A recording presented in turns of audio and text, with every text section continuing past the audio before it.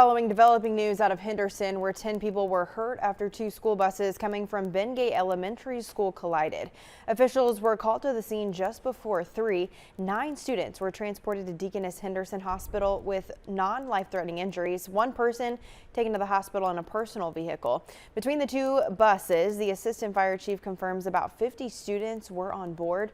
The uninjured students were transported to First Assembly of God to wait for their families. Henderson is exceptional in that way. One child is everyone's child. We have one school system, and just the way we work together with our community, it just makes us proud to be here. The children taken to the church after the accident were reunited with their families and taken home. A drug bust